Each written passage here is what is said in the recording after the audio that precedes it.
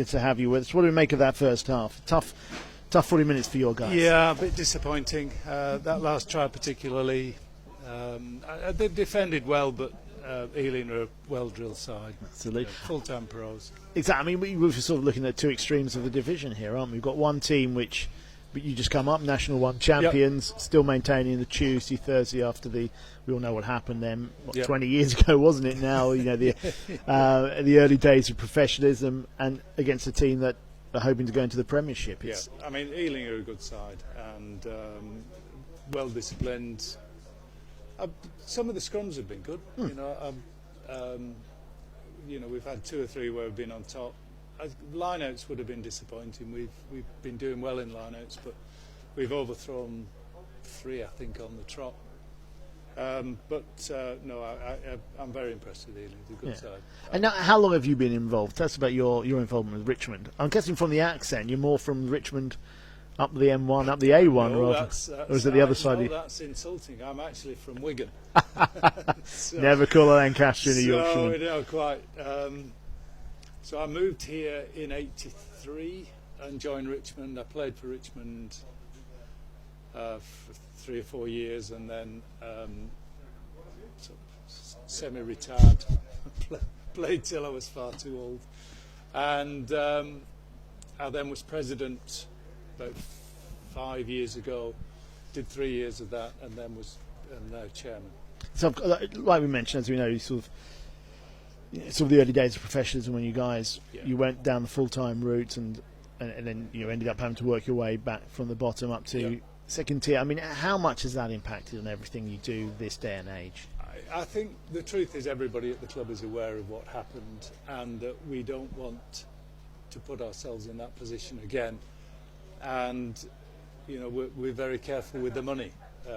We don't rely on somebody to fund us, and it's an expensive business, and COVID has hit us very hard.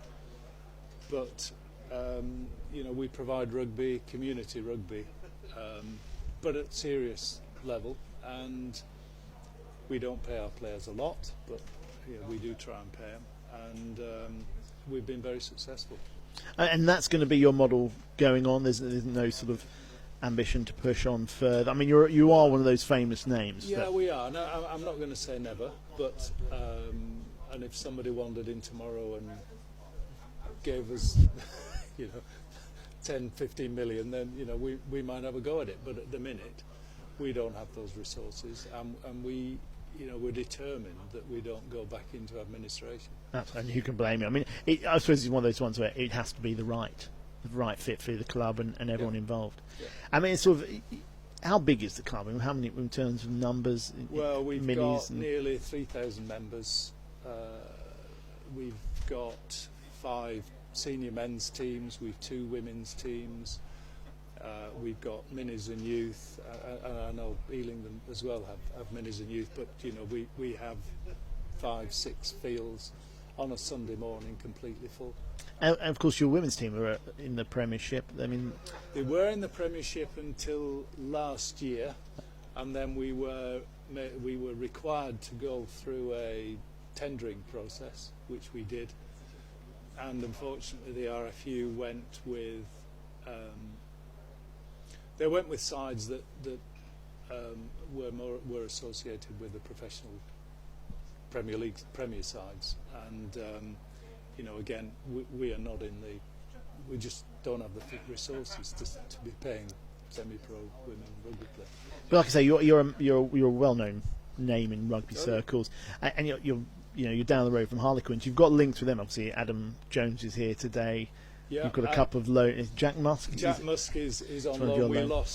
We lost 2 hookers just before we started playing again, and we got Jack Musk from Quins, and he's been great for us. I mean that's an important link. I mean, as much for Quins, because he's playing quality rugby at the championship level rather than say A-League standard, or it's a good competitive. Yeah, it is, but we've taken loan players in the past from Quins. We're very careful. We only want players that are going to stay with us for the season. We don't want players coming in and out for odd games here and there, because we've got our own players, and we don't want to become Quins' second team. So no, absolutely. So they've loaned us Jack Musk for the season, and he's been great. And now Steve Hill. I mean, how long has he been with you? He's been there. He's part of the furniture, isn't he? He's putting down roots. Don't say that. I think I'm going to say 10 years. Okay, but I mean, he's done a remarkable job, hasn't he? He does a great job, and the thing about him is, he's director of rugby, and he does get involved in rugby at every level of the club. He's not just the first team coach. He's director of rugby, and he does a great job. I mean, what's his secret? Does he have anything that jumps out for you? Size 15 boots that he's happy to administer to players' backsides. Jump in at any time, but he's keen. He loves the game, and he loves the club. And I mean, that's as much as what it is, isn't it? While you can, you're there and enjoying it. And the other thing is the facilities you've got there. Yeah. You're on Crown land, aren't you? So how does that impact? Crown land. We've just renegotiated the lease. We've got 25 years. We would like to redevelop the facilities. I mean, we've got to face facts. They're not modern facilities. We've got some wonderful pitches. We've got the old concrete stand, which I'm amazed to find is of some architectural merit, but I can't see it myself.